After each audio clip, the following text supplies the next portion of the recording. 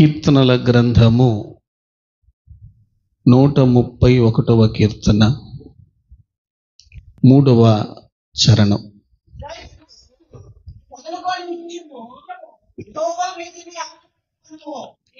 మరొకసారి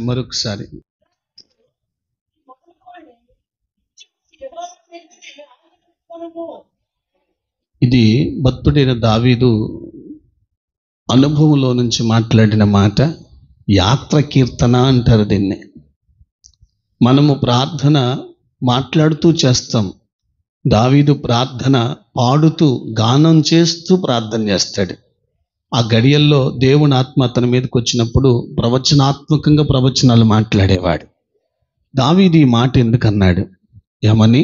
ఓ ఇశ్రాయేలు, ఇది మొదలుకొని నిత్యము యెహోవా మీద ఆశ పెట్టుకొనుము. ఈ స్టేట్మెంట్ ఇచ్చాడు అని మనం అనుకుంటున్నాం. దీని వెనక ఎంత చరిత్ర ఉందో. ఈ స్టేట్మెంట్ దావీదు ఇచ్చాడు అంటే అతనికి ఏదో జరిగింది. ఆ అనుభవంలో నుంచి ఈ మాట చెప్తున్నాడు. యెహోవా మీదనే ఆశ పెట్టుకో అని చెప్తున్నాడు. అని అంటే అతని జీవితంలో ఏదో జరిగింది. ఆ జరిగిన దాన్ని బట్టి పూర్తిగా అతడు తన ఒపీనియన్ తెలియజేస్తున్నాడు. ఓ ఇశ్రాయేలు ప్రజలారా, ఇది మొదలుకొని నిత్యము ఆయన మీదనే ఆశ పెట్టుకో. ఈ స్టేట్మెంట్ దావీదు గారు ఇచ్చినప్పుడు ఎందుకు ఈ స్టేట్మెంట్ ఇచ్చాడు అన్నది కొంచెం ఆలోచించాలి. దావీదు ఒంటరోడు కాదుగా, అందరూ ఉన్నారు. అందరున్న ఈ మాట ఎందుకు అన్నాడు? నేను దేవుని మీదనే ఆశ పెట్టుకున్నాను ఎందుకన్నాడు అని గనక మనం గమనిస్తే, తల్లిదండ్రుల మీద దావీదు ఆశ పెట్టుకున్నాడు. నా తల్లి ఉన్నది, నా తండ్రి ఉన్నాడు, నాకేం బాధ లేదులే అని ఆశ పెట్టుకున్నాడు. వాళ్ళు ఏం చేశారు అంటే దావీదును విడిచిపెట్టారు. ఇప్పుడు రెండవదిగా తన తోబుట్టులు, రక్త సంబంధికులు ఉన్నారు, బ్రదర్స్. వాళ్ళను చూసి వాళ్ళ మీద ఆశ పెట్టుకున్నారు. వాళ్ళను అండ చేసుకొని బతకొచ్చులే అనుకున్నాడు. వాళ్ళు కూడా దావీదును త్రోసేశారు. నన్ను వినండి.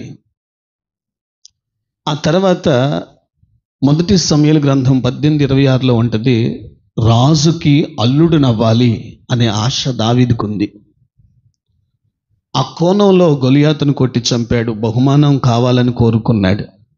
అయితే రాజుకు అల్లుడు అయితేనేమో రాజు మీద, సౌలు గారి మీద ఆశ పెట్టుకున్నాడు. విచిత్రం ఏంటంటే సౌలు గారు కూడా దావీదును త్రోసేశాడు. తల్లిదండ్రులు త్రోసేశారు, రక్త సంబంధికులు త్రోసేశారు, రాజుగారైన సౌలు గారు కూడా త్రోసేశారు. మనుష్యుల మీద ఆశ పెట్టుకున్నాడు. వారి వల్ల ఏదో జరుగుద్ది, వీరి వల్ల ఏదో జరుగుద్ది, మా వాళ్ళ వల్ల ఏదో జరిగిద్ది, మా వాళ్ళ వల్ల ఏదో జరుగుద్దని ఎంతో ఆశ పెట్టుకున్న దావీదుకి చివరికి నిరాశ మిగిలింది.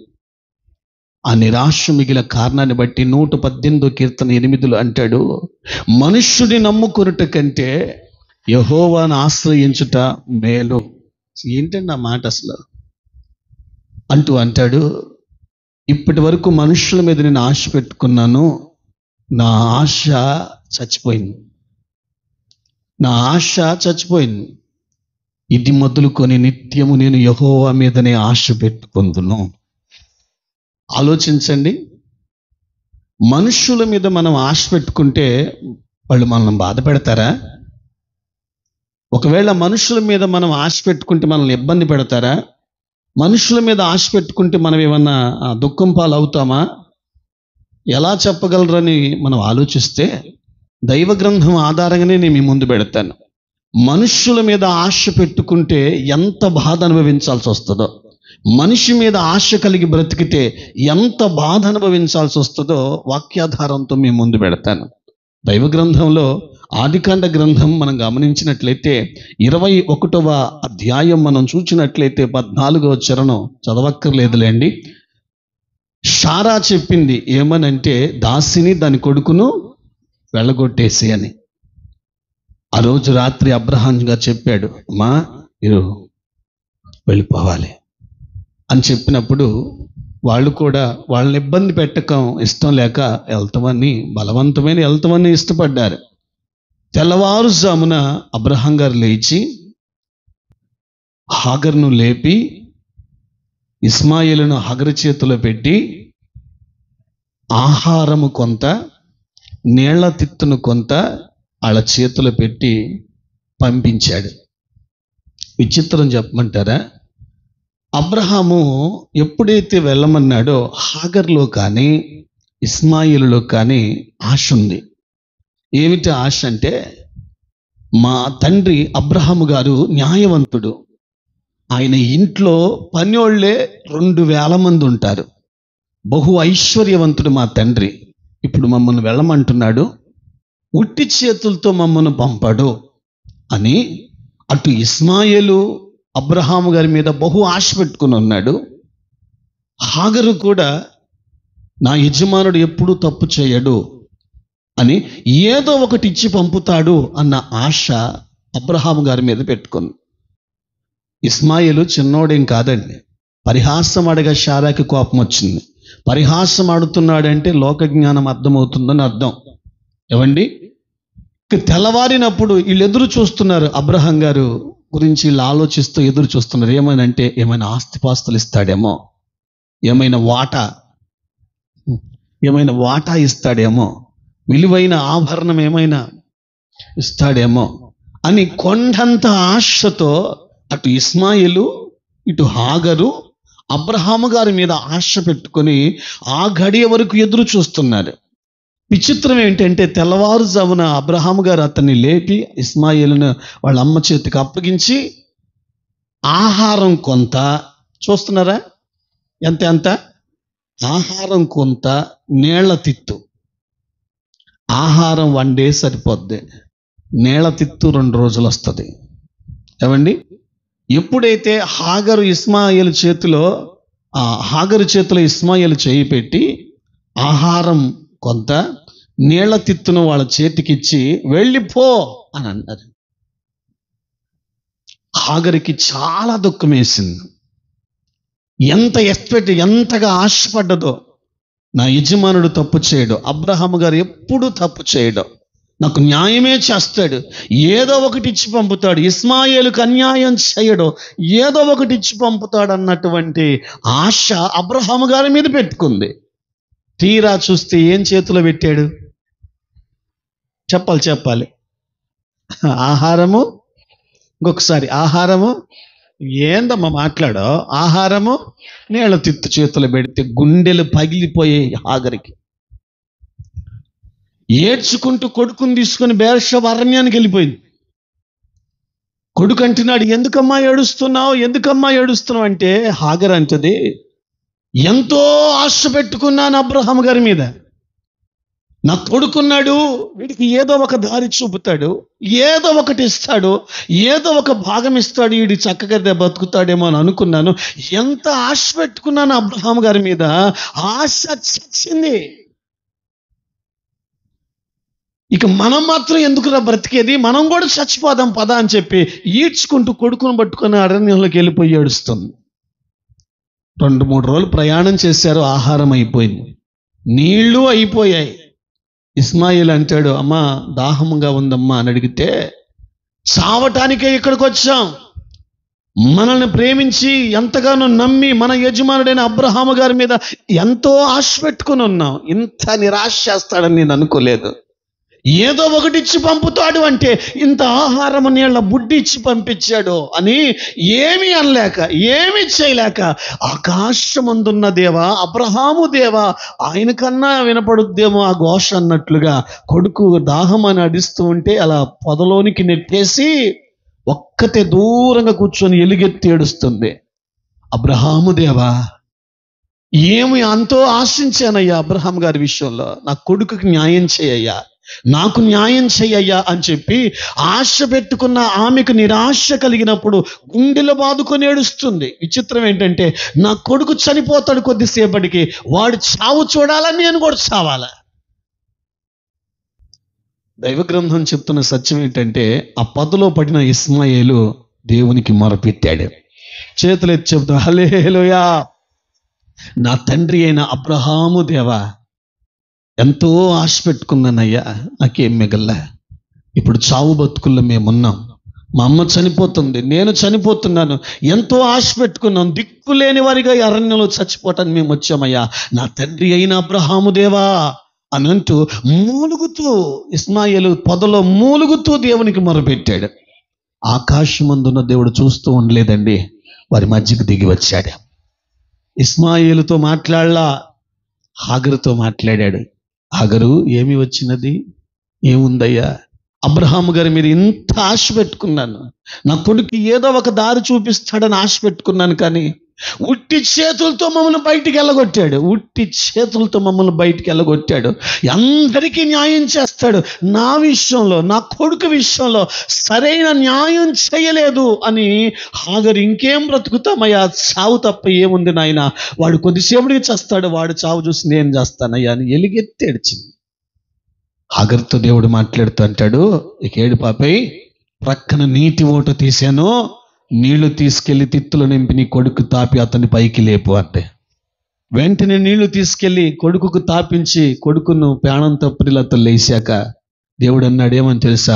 12 మంది రాజులు నీ కొరకు నేను ఏర్పాటు చేస్తాను. అబ్రహాము ఉట్టి చేతులతోటే పంపాడు. నేను మిమ్మల్ని ఆశీర్వదిస్తానని దేవుడు మాట్లాడాడు. మీకు తెలుసా అండి, ఆ రోజు ఇస్మాయిలు కొరకు హాగరు కోసం తెరిచినటువంటి నీటి ఓట నేటి వరకు కూడా, ఇప్పటి వరకు కూడా ఉంది. మొన్న ఒక బ్రదర్ వీడియో పెట్టాడు, అన్న ఇదిగో చూడండి, ఎక్కడిది, దేవుడు తెరిచిన ఓట అని తేలిగ్గా, స్పష్టంగా, అక్షరార్థంగా, క్లియర్గా చూపించాడు. ఆ రోజు తెరిచిన ఓట ఈ రోజు వరకు కూడా ఉంది. అబ్రహాము గారు ఇచ్చిన నీటి బుడ్డి తిత్తు ఎన్ని రోజులుంది? మనుష్యుల మీద ఆశ పెట్టుకున్నారు, బాధ పడలేదా? వేదన పడలేదా? దుఃఖపడలేదా? చావును కోరుకోలేదా? ఎందుకు బ్రతకాలో అన్న ఆశ లేని వారిగా, ఆశ చచ్చిన వారిగా లేరా? మనుష్యుల మీద ఆశ పెట్టుకుంటే ఇదే పట్టుద్దని అనుభవాత్మకంగా దావీదు గారు చెప్తాడు. ఓ ఇశ్రాయేలు, ఇది మొదలుకొని నిత్యము యెహోవా మీదనే ఆశ పెట్టుకొనుము.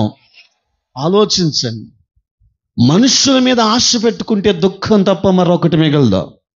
మనుష్యుల మీద ఆశ పెట్టుకుంటే కన్నీళ్లు తప్ప ఇంకేమీ మిగలదు. మనుష్యుల మీద ఆశ పెట్టుకుంటే బాధ తప్ప మనకేమీ మిగలదు. ఈ అనుభవం దావీదుకు తెలుసు, ఈ అనుభవం ఇస్మాయిలు హాగరుకి తెలుసు. ఈ అనుభవంలో ఉన్న మనందరితో ప్రభు మనతో మాట్లాడుచున్నాడు. ఇలాగనే గమనిస్తే మరొక పర్యాయం, మరొక వ్యక్తి కూడా బాధపడ్డాడు. ఆదికాండ గ్రంథం మీరు చదవద్దులేండి, 28వ అధ్యాయం మొదటి 2-3 వచనాలు మీరు చదువుకుంటే అర్థమవుతుంది.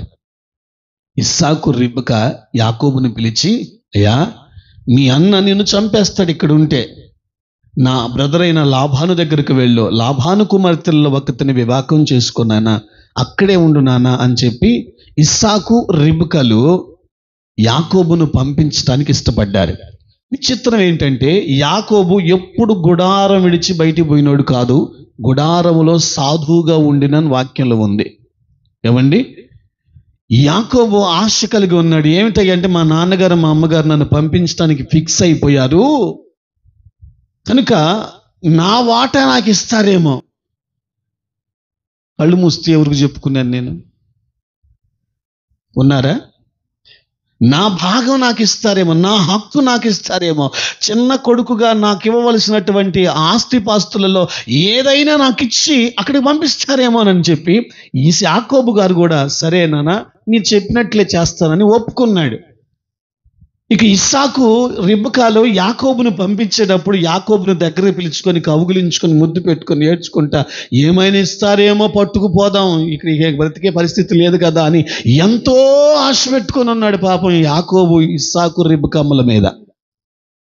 విచిత్రం ఏంటో తెలుసా అండి, ఇస్సాకు రిబ్కమ్మలు యాకోబుకి ఇచ్చిన ఆస్తి ఏంటో తెలుసా అండి? ఒక చేతి కర్ర, ఒక నూనె డబ్బా, కట్టు వస్త్రాలతో పంపించారు. ఏమేమి ఇది నేననలేదండి, ఆదికాండం 32వ అధ్యాయం 10వ వచనంలో యాకోబు గారు చెప్పిన మాట అది. ఒట్టి కర్రతో నేను వచ్చానయ్యా బయటకని. ఏమండి, ఎంతో ఆశపడ్డాడు. నా అమ్మ నాకు అన్యాయం చేయదు, మా నాన్న నాకు అన్యాయం చేయడు, ఏదో ఒకటి ఇచ్చి పంపుతారు, ఏదో ఒకటి ఇచ్చి పంపుతారు, ఏడాకాడ బతికేయొచ్చులే అని చెప్పేసి ఆశపడ్డాడు. కానీ అమ్మ ఆశపడ్డాడు. కానీ కన్న తల్లిదండ్రుల మీద ఆశ పెట్టుకున్నాడు యాకోబు. విచిత్రం చెప్పండి, ఏమి ఇచ్చారు అతనికి? కర్ర. నేను అప్పుడప్పుడు అడుగుతున్నాను, నూనె డబ్బా ఎందుకు ఇచ్చారు, నూనె డబ్బా ఎక్కడి నుంచి వచ్చింది అని. ఆ కాలంలో ప్రయాణాలు చేసేటప్పుడు కాలినడకే కదండి. ఎవరికైనా గాయాలైతే గాయాల మీద ఒలీవల నూనె పోస్తారు. గాయం మీద ఆ ఒలీవ నూనె పోస్తే గాయాలు త్వరగా మానుతాయి, సెప్టిక్ త్వరగా సెట్ అయిపోద్ది అనమాట. అందుకని ఎవరైనా ప్రయాణం చేసేటప్పుడు నూనె డబ్బా ఇస్తారు. అమ్మ అర్థమైందా? యాకోబు గారి కల రాగా రాయి నిలబెట్టి నూనె పోసాడని చెప్పని, ఇది బేతేలు దేవుని గవిని, పరలోకపు గవిని, దేవుడు స్థలం అన్నాడు చూసారా. ఆ ప్రతిష్ఠ చేసేటప్పుడు రాయి మీద నూనె పోసాడు. ఆ నూనె అతనికి ఎక్కడి నుంచి వచ్చింది? ఇస్సాకు రిబ్కాలే ఇచ్చారు. అయ్యా, ప్రయాణంలో ఏదైనా రాళ్ళు దెబ్బలు తగులుతాయేమో, సెప్టిక్ ఏదైనా రోగం పాలవుతావేమో, అలా కాకూడదు. ఏదైనా గాయమైతే మాట్లాడు, ఈ నూనె పోసమ్మా అని చెప్పి నూనె డబ్బా, చేతి కర్ర, కట్టుకు వస్త్రాలతో ఎంత ఆశ పెట్టుకున్నాడో. బేతేలు దగ్గరికి వచ్చేసరికల్లా విచిత్రం ఏంటంటే పొద్దుగూకింది, ఆడవటం మొదలుపెట్టాడు. అయ్యా, గుడారం దాటి నేను ఎప్పుడు బయటికి రాలా, నేను ఎంతో ఆశపడ్డాను. ఏమని? మా అమ్మగారు మా నాన్నగారు నాకు ఏదో ఒకటి లేదా నాకు వచ్చే భాగమైనా ఇచ్చి పంపుతారేమోనని ఎంతో ఆశ పెట్టుకున్నాను నేను. మా నాన్నగారు నన్ను ఉట్టి చేతులతో పంపించాడు, మా అమ్మగారు నన్ను ఉట్టి చేతులతో పంపించింది. నా చేతిలో కర్ర తప్ప నా దగ్గర ఏమీ లేదు, కట్టు వస్త్రాలు తప్ప నా దగ్గర ఏమీ లేదు. ఇక రేపొద్దున బ్రతుకుతానో లేదో నాకు అర్థం కావట్లేదు. నా తాత అయిన అబ్రహాము దేవుడా, మా నాన్నైన ఇస్సాకు దేవుడా అని అంటూ దేవునికి ప్రార్థన చేస్తూ ఏడుస్తూ మూలుగుతూ నిద్రలోకి వెళ్ళిపోయాడు. అప్పుడు యాకోబును దేవుడు దర్శించాడు. యాకోబు, ఎవరి మీద నువ్వు ఆశ పెట్టుకున్నావో వాళ్ళని బట్టి నీ ఆశ తీరక బాధను అనుభవించావేమో. చూడుము, మరలా నేను ఈ ప్రాంతానికి నేను నడిపిస్తాను. ఎలా వెళ్ళావో అలా రాలేవు, సమృద్ధి గలవాడిగా తిరిగి రాబోతావు అన్నాడు. నేను నిన్ను తీసుకొస్తానన్నాడు. అద్భుతంగా యాకోబు, అయ్యా, నువ్వు చెప్పినట్లుగా నాకు చేస్తే నేను నీకు కృతజ్ఞుడై ఉంటానయ్యా అన్నాడు. 32వ అధ్యాయం 10లో మీరు చదువుకుంటే అంటాడు, కర్ర తీసుకొని బయలుదేరి వచ్చానయ్యా బయటికి, ఇప్పుడు విస్తారమైన ఆస్తిపాస్తులు నీ కృపను బట్టి నాకు దొరికాయి. మనుషుల మీద ఆశ పెట్టుకున్నాను, కన్నీళ్లు వేదన తప్ప నాకేమీ మిగల్లా. నేను నీ మీద ఆశ పెట్టుకున్నాను, నీ మాట మీద ఆశ పెట్టుకున్నాను. ఈరోజు ఇంత కృప నేను చూడగలుగుతున్నానయ్యా అని యాకోబు దేవుని విషయమై కృతజ్ఞత చెల్లించాడు. హల్లెలూయా. ఎందుకు ఈ మాట చెప్పాల్సి వచ్చిందయ్యా అని అంటే, భక్తుడైన దావీదు అంటాడు, ఏమని? ఓ ఇశ్రాయేలు, ఇది మొదలుకొని నిత్యము యెహోవా మీదనే ఆశ పెట్టుకునము. మనుషుల మీద ఆశ పెట్టుకొని దుఃఖం పాలైపోయా, మనుషుల మీద ఆశ పెట్టుకొని కన్నీళ్లతో బ్రతికా, మనుషుల మీద ఆశ పెట్టుకొని బ్రతుకు మీద ఆశ చచ్చి జీవోత్సవంలా బ్రతికా. అందుకే దావీదు గారు తేల్చిన విషయం ఏంటంటే, నేను బ్రతికేదంతకాలం నిత్యం, వన్ డే కాదు, నిత్యం నేను యెహోవా మీదనే ఆశ పెట్టుకుంటాను. ఆయనైతే నా ఆశ తీరుస్తాడు, ఆయనైతే నా ఆశలు తీరుస్తాడు, ఆయనైతే నన్ను సంతోషంగా తృప్తిగా నిలబెట్టగలుగుతాడు.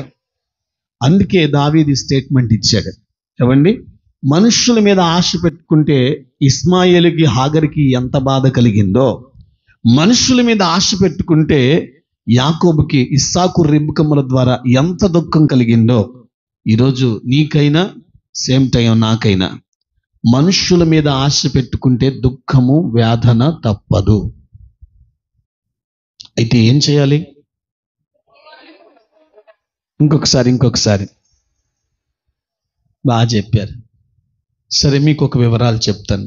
ఒకటి తెలివిగా చెప్తాను, నోట్ చేసుకోండి, రాయడానికి అవసరం లేదు. కానీ మొట్టమొదటిగా నేను ఒక మాట మిమ్మల్ని అడుగుతున్నాను.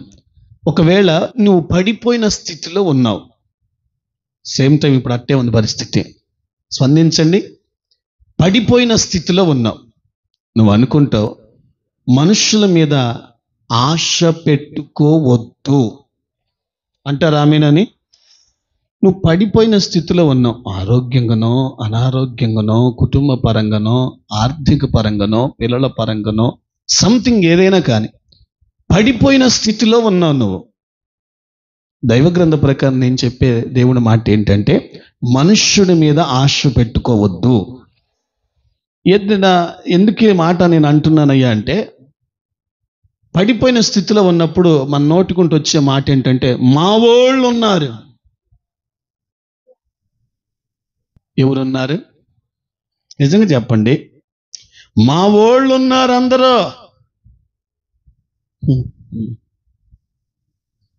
ఇంకా కొంచెం గట్టిగా 2 అడుగులు ముందుకేసి ఒక తల్లి అయితే అంటది నా బంధువులు ఉన్నారంటది. మీరు గమనించండి, బంధువులు అనేవాళ్ళు 2 పర్యాయాలు మీ మీదకి మీరు పిలవకపోతే మీ మీదకి వస్తారు. 2 పర్యాయాలు ఓర్చుకోలేరు. మమ్మల్ని ఎందుకు పిలవలేదని మీద పడతారు. చెప్పమంటారా? మొక్కలో కళ ఉంటే చెప్తా, చెప్పమంటారా? నువ్వు పిలవకపోయినా నీతో గొడవ పెట్టుకుంటారు. ఆ 2 సందర్భాల్లోనే. రెడీ? 1, ఏదైనా శుభకార్యం పెట్టుకో, అందరిని పిలిచి ఒకవేళ ఆమెను మైమరిచిపోయి పిలవకుండా ఉంటే బతికినంతకాలం సాధిస్తారు. అందరు కనపడ్డారు కానీ, అందరిని పిలిచింది కానీ అని చెప్పి మేమే ఆడ కనపడతాంలే నీకు, మేమెందుకు కనపడతాంలే నీకు అని చెప్పి ఇరుసుకు పడతారు. నేను అంటాను, ఆ ఇరుసుకు పడేవాడు పడిపోయిన స్థితిలో ఉన్నప్పుడు ఈ మాట అనొచ్చుగా, మేం కనపడమా అన్న మాట అనొచ్చుగా. హెల్ప్ మీ కొంచెం. అప్పుడు అనరు. ఎందుకని? అప్పుడు పొరపాటున పడిపోయాడురా మనోడ్రా అని చెప్పి ఎవరైనా చెయ్యి అందించేవాడున్నాడా అంటే ఎవడూ లేడు. అందుకే నేను మళ్ళీ చెప్తున్న దైవ గ్రంథ ప్రకారం నా వాళ్ళు అని చెప్పేసి ఫంక్షన్ పెట్టుకుంటే పిలవపోతే వచ్చి ఇంటి మీద పడి గొడవటానికి ఇష్టపడతారే. పడిపోయిన స్థితిలో ఉన్నప్పుడు వీడు మనోడురా, మనమేం చేయాలరా, కాస్త చెయ్యందిద్దామని అనేవాడు ఒక్కడైనా ఉన్నాడా? పోనీ బంధువులలో ఎవరైనా ఉన్నారా? 2వ సందర్భం చెప్పన, ఏదైనా గొడవ అయితే ఆ గొడవ నీకు తేలక వాళ్ళకి తేలక అందరికి తేలక వాళ్ళ చెవును పడ్డప్పుడు మేము లేమనుకుంటున్నావా అంటారు. అప్పుడు లేదా? కరెక్టా కాదండి? ఇక మేము లేమనుకుంటున్నావా, మమ్మల్ని మర్చిపోయావా అంటూ లెగుస్తారు వాళ్ళు. ఆ గడియలో మనం చెప్పినా ఎనరు వాళ్ళు. నాకు డౌట్ ఏంటంటే ఈ బంధువులందరూ పడిపోయిన స్థితిలో ఉన్నప్పుడు ఒక్కడు రాలేదే, నా వాళ్ళు అనేవాళ్ళు ఒక్కడు రాలేదే. ఏవండి ఆలోచించి చూడండి. నేను మళ్ళీ చెప్తున్నాను, నువ్వు పడిపోయిన స్థితిలో ఒకవేళ ఉంటే ఎవరి మీద ఆశ పెట్టుకోవద్దు. నా వాళ్ళు కుదరదు, నా బంధువులు ఆశ పెట్టుకోవద్దు. ఏమని తెలుసా? చెయ్యందించేవాడు ఒక్కడు లేడు. చెయ్యందించగలిగిన దేవుడు ఆయన ఒక్కడే. అందుకే మనుష్యుల మీద ఆశ పెట్టుకోవద్దు. ఒకప్పుడేమో, ఇప్పుడు పరిస్థితులు బాగాలేదు. దావీదు స్టేట్మెంట్ ఈరోజు మీకెందుకు గుర్తు చేస్తున్నానయ్యా అంటే, మనుష్యుల మీద ఆశ పెట్టుకోమాకండి. పడిపోయిన స్థితిలో ఉన్నారా, నా వాళ్ళు ఉన్నారని వెనక నువ్వు పిర్రుగా ఉండమాక, నా బంధువులు ఉన్నారు అని చెప్పి ఒకవేళ నువ్వు బడాయి చూపించమాక. ఒక్కడంటే ఒక్కడు చెయ్యందించేవాడు లేడు. నేను బ్రతికితే చాలని స్వార్థపూర్తిగా ఆలోచిస్తున్న రోజులు ఇవి. అమ్మా, నాకు తెలిసిన ఒక తల్లిగారు అంటుంది, అయ్యా బస్తా బియ్యానికి సరిపోయే చుట్టాలు ఉన్నారు నాకంది. లెగిస్తే ఈ మాట అంటుంది, బస్తా బియ్యానికి సరిపోయేంత చుట్టాలు ఉన్నారు, బంధువులు నాకున్నారు అని. చాలా పర్యాలు అంటే, ఒకరోజు ఆమెకు టైఫాయిడ్ జ్వరం వచ్చి మనసాన్ని పడితే దేవుని కృపను బట్టి ప్రార్థన చేస్తే బయటపడది. వాళ్ళు తలకాయ పైకి ఎత్తట్లేదు, ఎందుకో నాకు డౌట్ వస్తుంది. అప్పుడు నేను అన్నాను, అమ్మా ఇప్పుడు నువ్వు పడ్డావు కదా, ఈ బస్తా బియ్య పోళ్ళు ఏడున్నారు చెప్పు. అప్పుడు ఏడ్చుకుంటా అంటది, చెప్పుకోవటానికి తప్ప చెయ్యి అందించడానికి ఒక్కడు రాలా. నమ్మొద్దు. నువ్వు కష్టకాలంలో ఉంటే నా అన్నవాడు ఎవడైనా వచ్చాడా? పడిపోయిన స్థితిలో ఉండి చెయ్యి అందించేవాడు ఎవడైనా ఉంటాడని ఆశతో ఇస్మాయిల్ లాగా యాకోబులాగా ఎదురు చూసినప్పుడు ఏ బంధువుడైనా వచ్చి మేమున్నామరా అని సలహా చెప్పి చెయ్యి అందించినోడు ఉన్నాడా? నేను మళ్ళీ చెప్తున్న, పరిస్థితులు ఒకవేళ పడిపోయిన స్థితిలో నువ్వు ఉన్నట్లయితే మనుష్యుల మీద ఆశ పెట్టుకోవద్దు. ఎవ్వరు చెయ్యవరు. దావీదు గారు అంటాడు, నేను యెహోవా మీదనే ఆశ పెట్టుకున్నాను. అందరికీ అర్థమయ్యే రీతిలో ఈ భావన అందరూ అనుభవిస్తున్నారు. కారణం ఏంటయ్యా అంటే చెయ్యి అందించేవాడు ఒక్కళ్ళేడు. అందుకే దావీదు అంటాడు, వద్దు, మనుషుల మీద ఆశ పెట్టుకోవద్దు. బంధువులు ఉన్నారు, నా వాళ్ళు ఉన్నారని ఆశ పెట్టుకోమాకండి. చెయ్యి అందించరా నాయన ఓ ఇశ్రాయేలు. ఇది మొదలుకొని నిత్యము యెహోవా మీదనే ఆశ పెట్టుకో. హల్లెలూయా. పోనీ ఒకవేళ నువ్వు నలిగిన స్థితిలో ఏమైనా ఉన్నావా? స్పందించండి. నలిగిన స్థితి, కుటుంబం బాగలేక కొందరు నలిగిపోతారు, ఇంట్లో పరిస్థితులు బాగలేక కొందరు నలిగిపోతారు, బిడ్డలను బట్టి కొందరు నలిగిపోతారు, అనారోగ్యాన్ని బట్టి కొందరు నలిగిపోతారు, చేస్తున్న పని కలిసి రాక కొందరు నలిగిపోతారు, ఇంట్లో నెమ్మది లేక కొందరు నలిగిపోతారు, రెక్కల ముక్కలు చేసుకుని కష్టపడ్డ ఇంట్లో ఇబ్బంది పడే పరిస్థితులను బట్టి నలిగిపోతున్న వాళ్ళు కొందరు ఉన్నారు. ఒకవేళ నలిగిపోతున్న స్థితిలో ఒకవేళ నువ్వు ఉంటే, ఈ 15వ తారీఖు గుర్తు చేస్తున్నా, నువ్వుంటే నలిగిపోయిన స్థితిలో ఒకవేళ నువ్వు ఉన్నట్లయితే, మళ్ళీ చెప్తున్నా, మనుష్యుల మీద ఆశ పెట్టుకోవద్దు. హల్లెలూయా. ఏమండి అట్లాగండి మీరు అంటారా? చెప్తాను వినండి. ఏమండి, వాక్యపు వెలుగులో నలిగిపోతున్నాము అని మనం చెప్పకుండా మనల్ని అర్థం చేసుకొని మనకు సపోర్ట్ చేసేవాళ్ళు ఎవరైనా ఉన్నారా? నువ్వు నలిగిపోతున్నావు, నీ మనస్సులో నలిగిపోతున్నావు, నీ హృదయంలో నలిగిపోతున్నావు. పైకి మాత్రమే మనిషి గంభీరంగా ఉన్నా లోపలంతా ఏడుపు బ్రతుకైపోతా ఉంది. నువ్వు ఎంత నలిగిపోతున్నా నీకు నీ స్థితిని ఎరిగి, నువ్వు నలిగిపోతున్న స్థితిని ఎరిగి ఎవరైనా నిన్ను అర్థం చేసుకొని నువ్వు చెప్పకుండా నేను పలకరించిన వాళ్ళు ఉన్నారా? సరే, దీంట్లో ఇంకొక మర్మం ఉంది. ఏమిటి ఆ మర్మం అంటే, దైవగ్రంథ ప్రకారం భార్య భర్తలు ఇద్దరు ఇంట్లోనే ఉంటారు. Yes sir no. భర్త నలిగిపోతుంటే భార్య పట్టించుకోదు, భార్య నలిగిపోతుంటే భర్త పట్టించుకోడు. వీళ్ళిద్దరూ ఒకే ఇంట్లో ఉంటారు. మళ్ళీ ఏంటండి అలా అన్నారంటారా? ఇప్పుడు నలిగిపోతున్నోడికి కావాల్సింది ఏంటంటే బాధను చెప్పకుండా అర్థం చేసుకునే మనుష్యుడు కావాలి అంటారు. ఆమెనని అలా భర్త కష్టపడేవాడై ఉన్నాడు, శ్రమ నలిగిపోతున్నోడై ఉన్నాడు, బాధ్యత కలిగినోడై ఉండాలి. భార్య అర్థం చేసుకునేదే కనుక అయితే, ఉన్నావా? అర్థం చేసుకునేదే కనుక అయితే బాధ చెప్పకుండా తెలుసుకొని మనసెరిగి ప్రవర్తించాలి. ఈ రోజుల్లో భార్య భర్తలు అలా లేరు. నేను అచ్చమైన తెలుగులో చెప్పునా, ఒకవేళ భర్తవా భార్య మీద ఆశ పెట్టుకోవద్దు, ఒకవేళ భార్యవా భర్త మీద ఆశ పెట్టుకోవద్దు. ఎందుకంటే నలిగిపోతున్నప్పుడు ఎవ్వరు నీ స్థితిని ఎరిగే వాళ్ళు లేరు. అర్థవంతంగా చెప్పాలంటే నిన్ను అర్థం చేసుకునే వాళ్ళు లేరు.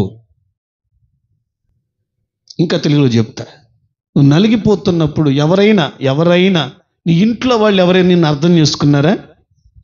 మెత్తబడ్డారు. నీ ఇంట్లో వాళ్ళు ఎవరైనా అర్థం చేసుకున్నారా?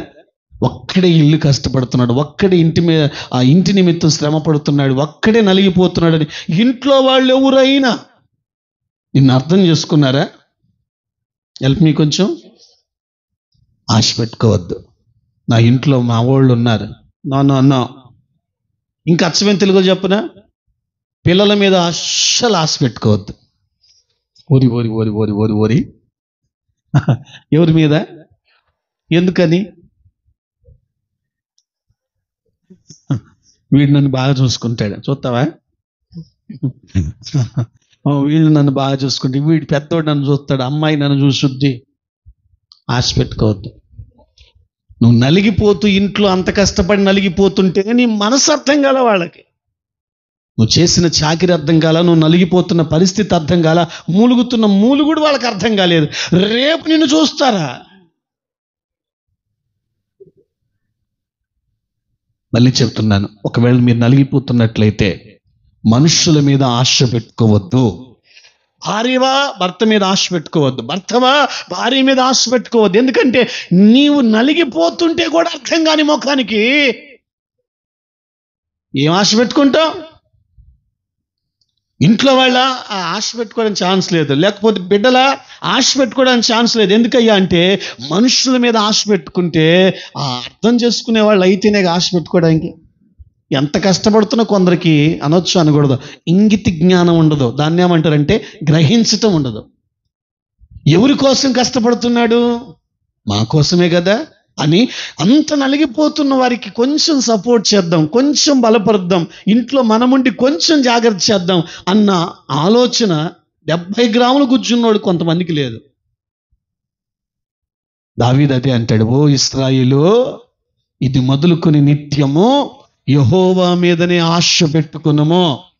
ఒకవేళ నువ్వు నలిగిపోతున్నావా, నేను మళ్ళీ చెబుతున్న దైవ గ్రంథ ప్రకారం మనుష్యుల మీద ఆశ పెట్టుకోవద్దు. ఆ రోజు దావీదు మూలిగినట్లుగా, ఇస్మాయేలు మూలిగినట్లుగా, యాకోబు మూలిగినట్లుగా నీవు కూడా అనుభవించాల్సి వస్తుంది. అందుకే మనుష్యుల మీద ఆశ పెట్టుకోవద్దు, మనం ఆరాధించే దేవుని మీద మనం ఆశ పెట్టుకుందాము గాక. హల్లెలూయా. చివరిగా ఆ ఒక్క మాట గుర్తు చేసి నేను ముగించాను. ఏమండి, లేమిలో నీవు ఉన్నప్పుడు ఎవరి మీద ఆశ పెట్టుకోవద్దు. అర్థమైందో లేదో?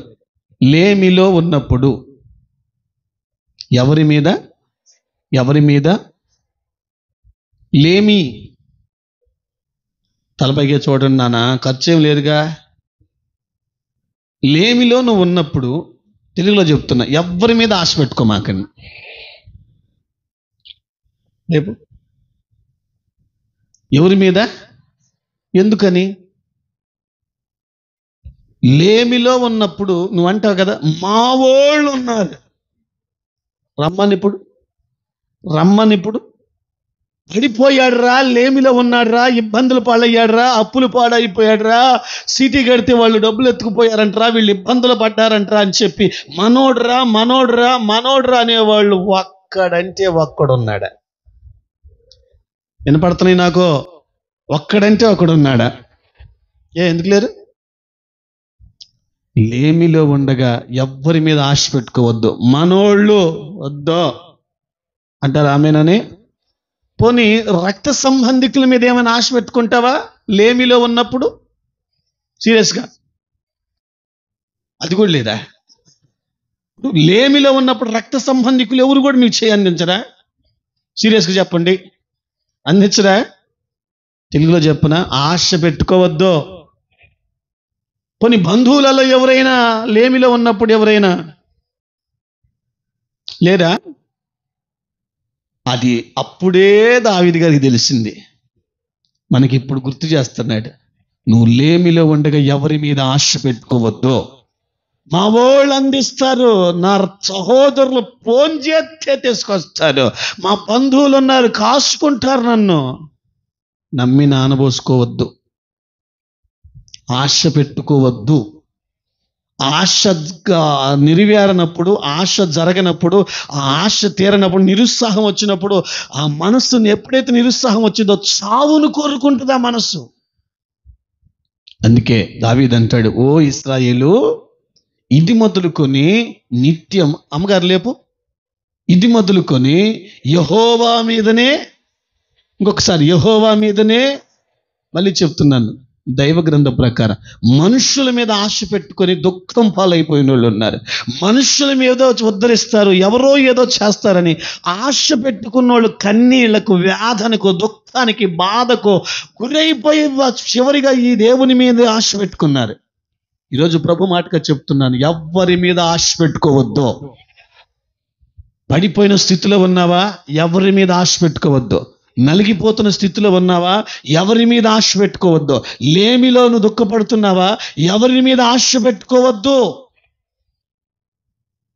ఒకవేళ ఆ ఆశపడిలో నీవు తీరకపోతే నిరుత్సాహం వచ్చి దుఃఖము కలిగి చావును కోరుకుంటుంది నీ దేహం. అలా కాకుండా ఉండాలని దేవుడు చెప్తున్నాడు. అందుకే దావీదు అంటే, నేను యెహోవా మీదని ఆశ పెట్టుకున్నాను. చివరిగా ఒక్క మాట చదవండి. 145వ కీర్తన 16వ వాక్యం.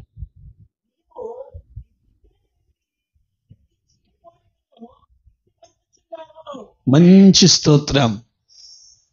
ఈ మాట మీరు గుర్తుపెట్టుకోండి. ఆయన గుప్పిలి విప్పితేనే మన ఆశలు తీర్చబడతాయి. ఆయన గుప్పిలి విప్పితేనే మన ప్రాణములు తృప్తిపరచబడతాయి. నమ్మినోళ్ళు మంచి స్తోత్రం. గుర్తుపెట్టుకో, ఆయన నీ విషయమై గుప్పిలి విప్పునట్లుగా ఆయన మీద ఆశ పెట్టుకుందువుగాక. ఆయన నీ ప్రాణము తెప్పరిల్ల చేసేంత గుప్పిలి విప్పినట్లుగా ఆయన మీద మనం ఆశ పెట్టుకుందుముగాక. ఇక నుంచి మా ఆశ దేవుని మీద తప్ప ఎవ్వరి మీద పెట్టుకోవద్దు. బాధపడతామండి, ఆశపడి దుఃఖం పాలవుతామండి, ఆశపడి కన్నీళ్ళ పాలవుతామండి.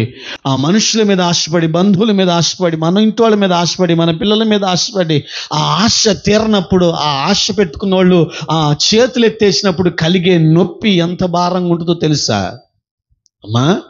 అందుకే దావీదు అంటాడు, వద్దొద్దు ఓ ఇశ్రాయేలు, ఇది మొదలుకొని నిత్యము యెహోవా మీదనే. మళ్ళీ చెప్తున్నా, ఈ రోజు నుంచి ఎవ్వరి మీద ఆశ పెట్టుకోవద్దు. కొంతమంది సీరియస్గా లేరు ఏంటమ్మా? మళ్ళీ అడుగుతున్నా, ఈ రోజు నుంచి ఎవరి మీద ఆశ పెట్టుకోవద్దు.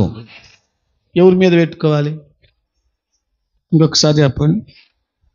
ఆయన కాదని అందరి మీద పెట్టుకుంటే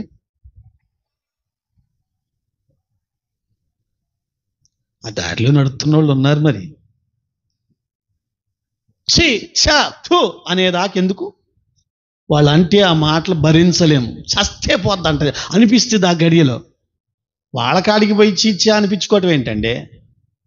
సర్వశక్తి గల దేవుడి మీద ఆశ పెట్టుకుంటే ఆయన గుప్పిలి విప్పి వీళ్ళు ఇచ్చేదేంటండి, వీళ్ళు చేసేది ఏంటండి, వీళ్ళు పలకరించేది ఏంటంటే ఆయన గుప్పిలి విప్పేంతవరకే ఈ బాధ. ఆయన గుప్పిలి విప్పితే ప్రాణము తృప్తిపరచబడుద్ది. ఆయన మీద ఆశ పెట్టుకో, సిగ్గుపరచడు.